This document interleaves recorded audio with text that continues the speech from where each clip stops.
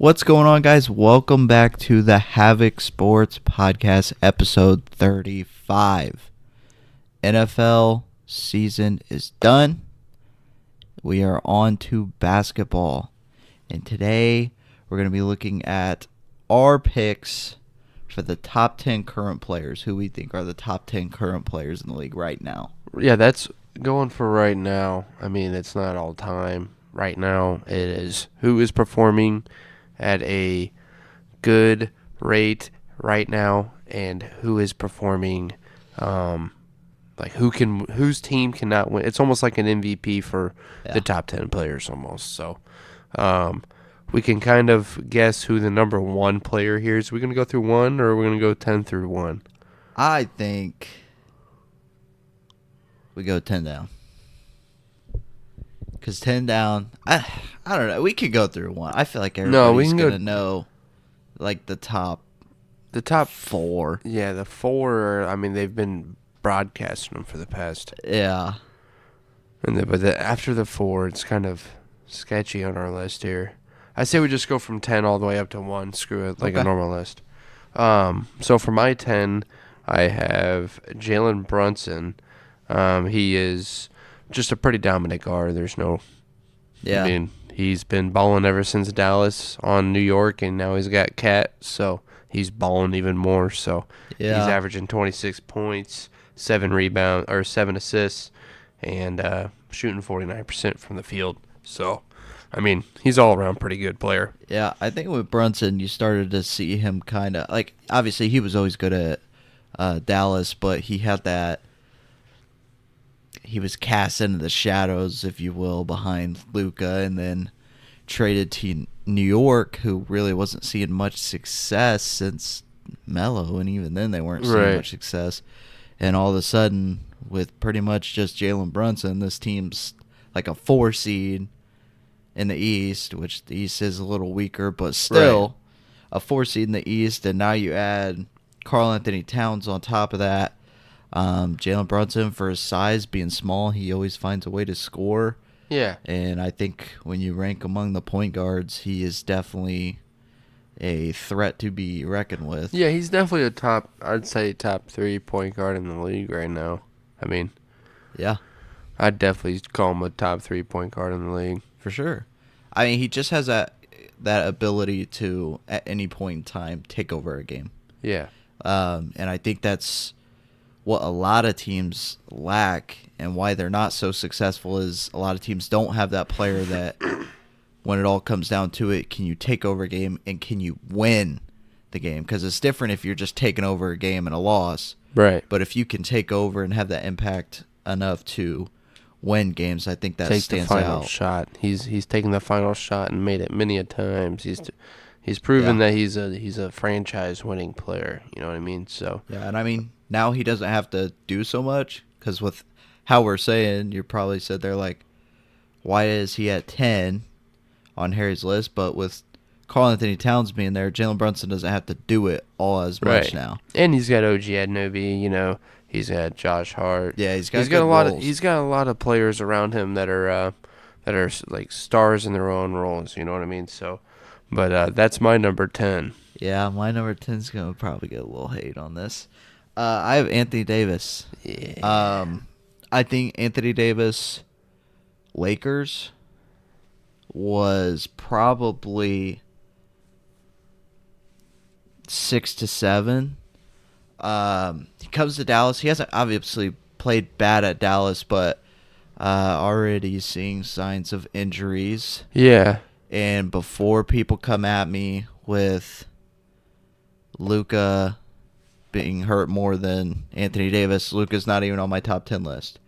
And that's not to say that skill-wise Luka's not a top 10 player. That is why we specified that it is current going right now players.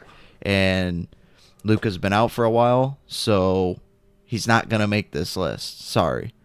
But yeah, Anthony Davis, I think he's a great player. I think if he can stay healthy, he would definitely climb up my list. He's averaging a double-double. Yeah, but injuries, I've always been worrisome with him. I believe he used to be called like Mr. Street Ball or something like that, Mr. Street Fashion, because he was always in his street clothes. Yeah. But hopefully he stays healthy. But yeah, I just look at the other players right now, and I kind of like them a little bit better. Right. For my number 9, I got LeBron James. Yeah. LeBron, he's been doing his thing. He's actually, when he came, I think he was out there for a week or two with a nagging injury there. But after that, he's been balling 24.3 points a game, 9 assists, about 8 rebounds a game. He's shooting from over half, 50% from the field there. So he's not just going out there chucking shots and then not playing defense. He's getting boards, For 40 years old, this man's doing a lot of things. The dude reminds me of like a cockroach.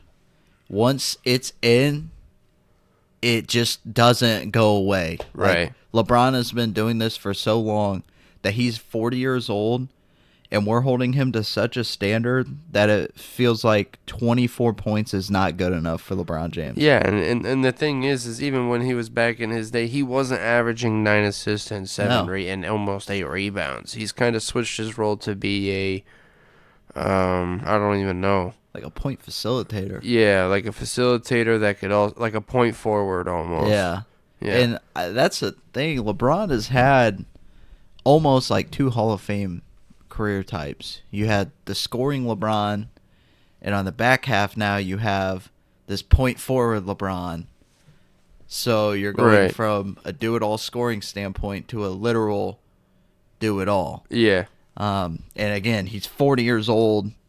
I know people hate longevity, but the fact that he's putting up these numbers at 40 and is still contributing the way he does is definitely a reason for him to be on your list. 100%. At 9. I have Jalen Brunson at 9, one more better than you. And, I mean, we covered all the reasons.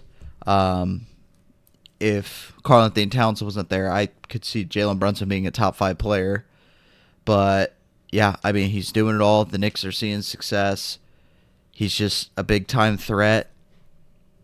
He's a scary dude. Yeah, so he really is. Definitely worthy of a top 10. If you're out on the island on Jalen Brunson, then like I said, you're batting 0 there. You know what I mean? So his ability to get to the rim and his ability to score the ball is like no other. Yeah, he's scary. So, but moving on to 8, my 8 is kind of is a dark horse here. For sure. He's been shining. Tyrese Maxey's my number 8 player, and like I said, this is for before the All-Star break, best players right now. Yep. And Joel Embiid's been hurt. Paul George has been terrible, averaging 16 points a game or whatever, shooting 1 for 8 from the field.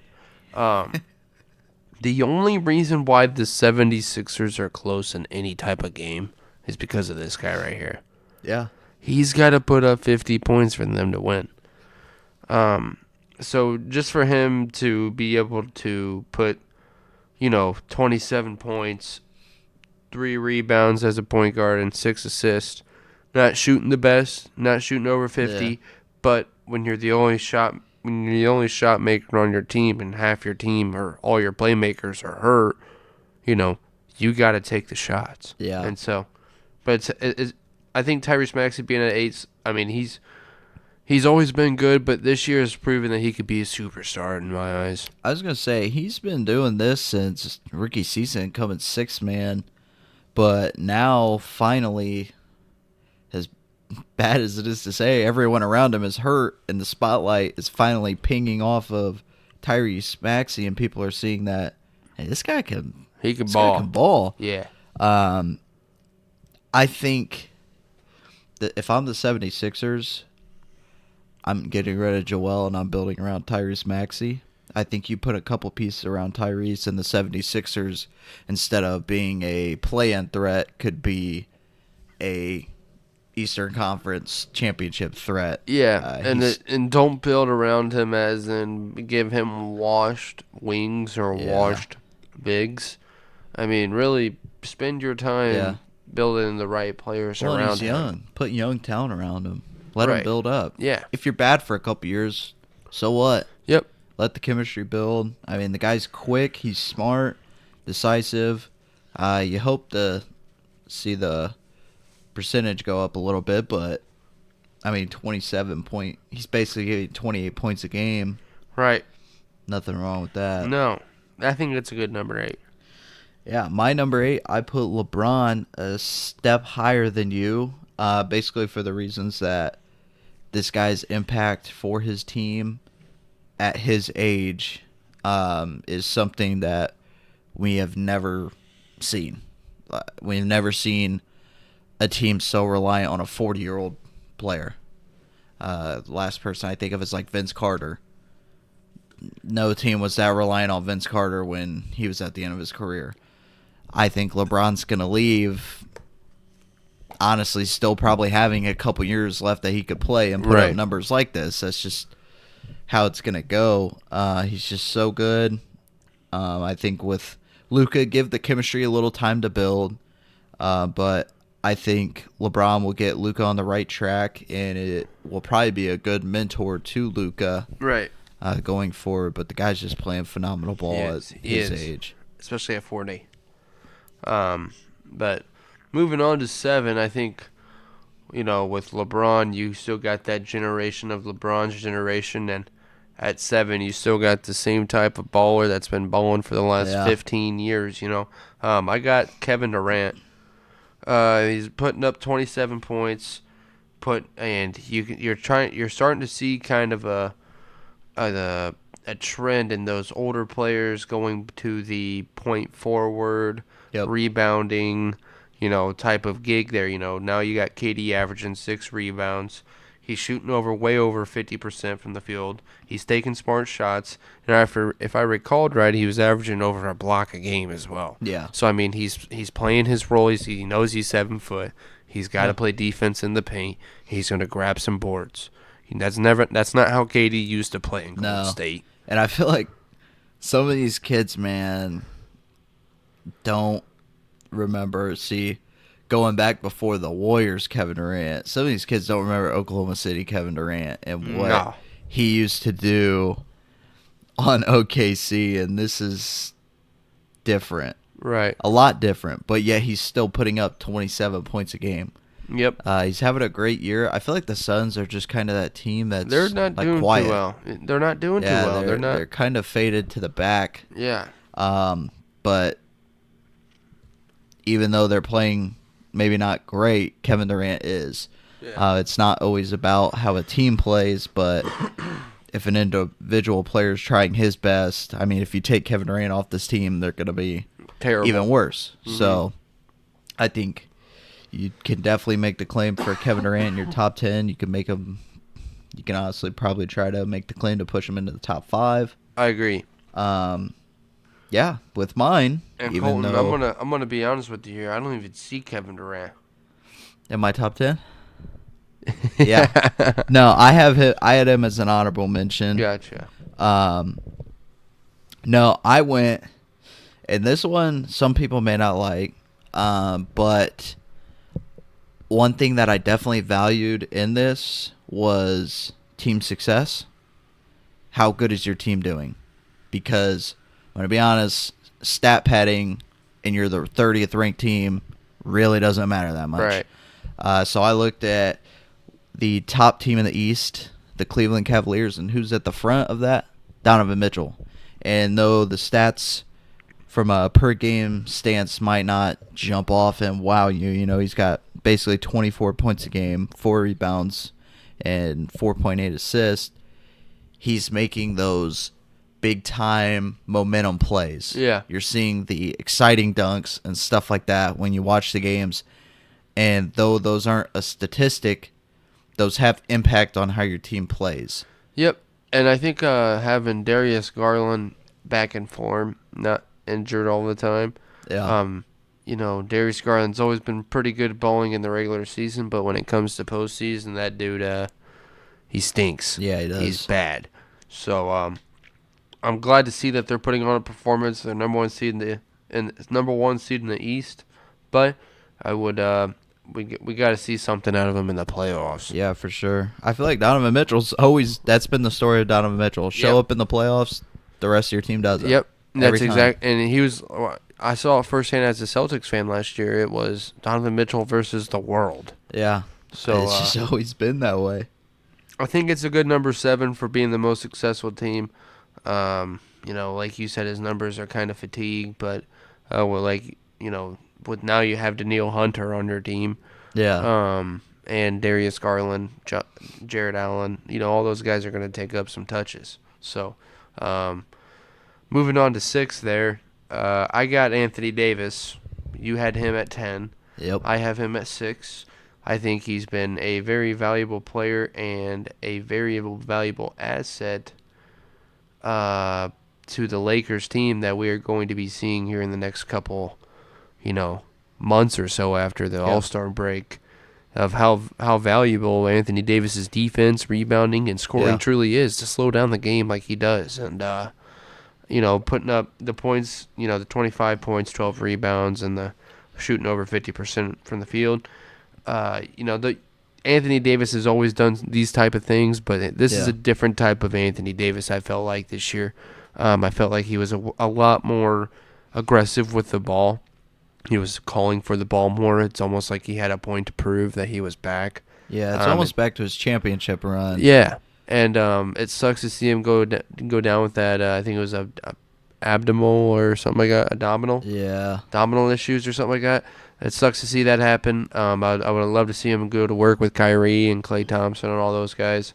But Mavericks got no big. Yeah, and I was going to say, I think that's the most important thing that Dallas did. Now, obviously, still a stupid trade getting rid of Luka, but you did need a big, and Anthony Davis was a perfect fit. Yep.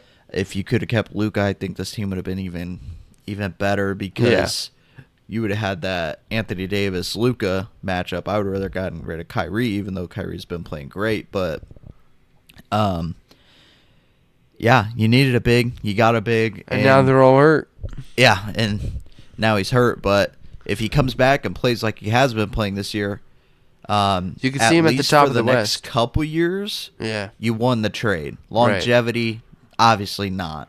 Yeah, and I think with OKC how they are, you're not going to be at the top of the West. You're going to be top 3 at all times. I think OKC's got the West on lock for the pretty next long 25 years. Yeah. So let's so go to year 6. Yeah, I put Anthony Edwards, another Anthony. Again, high impact plays, posterizers, trash talk, backs it up. I mean, the dude does everything. 27.5 a game, basically 6 rebounds, 4.5 assists. 44% for field goal percentage isn't great. It's not terrible, but he's continuing to take steps upward. Yep. He's continuing to head towards that superstardom. And people got to realize he's only 24? Yeah, he's young. So and I mean, he got that start last year. You started to see them make the playoff run, and then they kept winning, and it was like, oh my gosh, are they going to the finals? And they kept going. And that was just the beginning for Anthony Edwards. I feel like there's a lot left for him to keep growing. 100%. Which is what you want. You don't want your 24-year-old to max out right here. Right. There's so much more room to grow. He's already a leader. The ball runs through Anthony Edwards already. Yep. So, just a great player. Well, when your second superstar is Rudy Gobert, I don't know if you need anybody else's. You don't need the ball in anybody else's hand, partner. Definitely don't put it in Rudy's hands. Yeah. That dude can't even hit the backboard. No. Moving to number 5. Number 5, I put Anthony Edwards. Colin just explained it pretty well to you guys. He's a special talent. Only as young as he is, you take him off the Minnesota Timberwolves. They're in the lottery. Oh gosh. 100% of the time. So top 5. Yep. So Anthony Edwards being 5, being 6 is, I'd say, perfect for him. And he's got plenty more years to grow to be in the top 3. Yeah, you know what for I mean? sure. So, but who's your 5? I put the guy that just went to New York, Karl Anthony Towns. You might call me crazy. I think that this team is gotten even better, and I think that Karl-Anthony Towns has evolved to an even better player than what he was on the Timberwolves. 24 points a game, 13.5 rebounds, assists suck. He's a center. 53.4 for field goal percentage. He can shoot threes. He has the highest 3-point percentage out of the 100 players I was looking at in this list today. Yeah. Highest 3-point percentage. I think the Knicks, because of Jalen Brunson being a star, you forget about the rest of the players. But Karl-Anthony Towns is playing amazing basketball right now, and he's not slowing down. Usually he has those, in Minnesota, you saw the stretches where it's like, oh, Karl-Anthony Towns can be really good, but here was this game through this game. Yeah, he doesn't want to be great. Yeah, you know what I mean? Now you're starting to see, it's almost like he's on a revenge tour or something, because now he's just traded. stringing games together and there's no slowing. I think especially right now, right before the All-Star break, he's been playing extremely well. Yeah. Which is why I have him in my top 5. Over the whole season, he might not be in my top 5, but like we said, current, right before the All-Star break, Karl-Anthony Towns is definitely a top 5 player to me. 100%. I think Karl-Anthony Towns is pretty good. I don't have him in my top 10. I think if you take Brunson off the Knicks team, they're going to be worse without Cat. Or they're going to be worse without Brunson than they are with Cat. You know what I mean? Yeah. I think if you keep Brunson and you remove Cat, they still have a chance to be a playoff team, and that's not even a play-in team. That's a playoff team. So that's why I did have Karl-Anthony Towns, I think, on my honorable mention. And did you only have one person on your honorable mention? I had Kevin Durant. Okay. Steph Curry. Yeah. Only because Jimmy Butler has seemed to have reawakened that man. Trae Young was my third one. Yeah, Trae Young's been playing great. Yep. I think I had Cat, D-Book. Yep. And I don't remember who the other one was. I want to say mine was Trae Young as well. I don't remember. Trae Young's been... Yeah, he's averaging a double-double with assist. Yeah. But let's move on to 4. It looks like we both can agree on 4. Jason Tatum. Yep. And I think I want to say this, even as a Boston fan, the levels between 1, 2, and 3, then 4, like between the top 3 and 4, are insane. Oh, yeah. There's levels. Okay, like it's a big... Yes, Jason Tatum's 4, but he should be like 5. You know what I mean? And then it should go 3. A gap. Yeah. So, but Jason Tatum's been playing phenomenal. He's playing on one of the most decorated teams we've seen in a long time, averaging 27 points, 8 rebounds, about 9 rebounds, and about 6 assists. Can clean up the field goal percentage. I think the young Jason Tatum still comes back in him sometimes to the point where he chucks shots he shouldn't have. Yeah. But that's pretty common with young, talented, minded players, I'd say. Yeah. You know what I mean? Like, he still thinks he's 21 years old. You know what I mean? But like I said, the number 4 suits him, but I definitely believe that he should be like a number 5 and then go to the top 3, because there's definitely a whole bunch of bigger levels than just one number. You know what I mean? I mean, with Tatum, it's just like Donovan Mitchell. It comes down to your team is very successful, very well-rounded, and you're the head of the pack. Yep. I think even though Boston has a worse record, I think they're more of a threat because any one of those players starts a spark, they all ignite. All of them. Everyone just starts scoring. It's a score fest. It doesn't matter. Whereas with Cleveland, I feel like you have your pick and choose of players. Not everyone can just spark the team. But Jason Tatum, he's playing phenomenal. He's been doing it for a good while now. Shocker that he's in the top 5. Yeah, he's been realistically in the MVP runnings for the past 2-3 years in the top 5, maybe. The issue is I think there's too much talent on the team for him to win it. Yeah, 100%. Because I think not trying to be mean, but I think if you take Jason Tatum off this team, I still think they managed to probably get into play-in or low-in playoffs. Yeah. So, yep. I think the only reason why Jason Tatum's as good as he is just because, if you'd put him on, who's it? If you put him on the Washington Wizards, Jason Tatum's going to be terrible. Yeah. He'll be bad. I think the only reason why Jason Tatum's as good as he is because they're able to stretch the floor out and he can take it to the rim if their shot's not there. And they have a team designed to be built around Jason Tatum. Yeah. Which is what so many teams fail. Yep. So that's one of like the perfect scenarios. And I mean, you saw it. They won a championship. Obviously, they're doing the right things over there. Yeah. Let's move on to 3. You could talk about this 3 because he's a beast. So I mean, I'm gonna go on a limb and say honestly, if people like comment and say this guy should not be here, he should be 1. I think 1 through 3 are interchangeable. We both have Giannis at 3. Dude's averaging almost 32 points, 12 rebounds, 6 assists, and he's shooting 60%.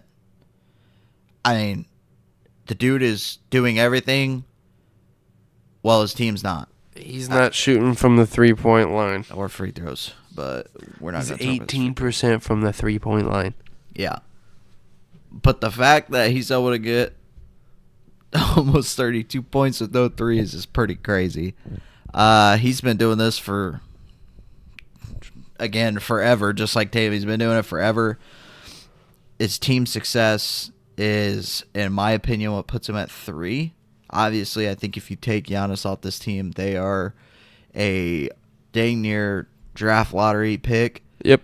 He's been playing so well, and his team continues to let him down year after year after year. Chris Middleton was never a superstar duo to go beside him.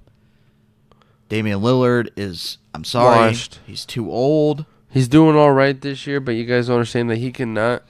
Like, if Giannis is getting double-teamed, I fail to believe that Dame's going to win you the game. Yeah. Giannis is doing Giannis things. Yep. Giannis he's a Greek freak. Giannis is definitely averaging a double-double. But moving on to 2, me and you kind of had 2 and 1 changed up. I had Jokic, averaging 30 points a game, almost 13 boards a game, 10 assists a game, averaging a triple-double. When you look at Jokic, he's probably the most decorated player, recent player for our generation in the NBA. He is the dark horse to be the greatest of our generation. Yeah, he is. Everything that we used to see in Dirk when we were young is what he is and beyond. He's Dirk with the passing ability. He's nasty. He's so clunky and slow that it makes no sense, but it makes it even more impressive that he's averaging a triple-double. Right. Like, the dude's passes are better than half the point guards in the league.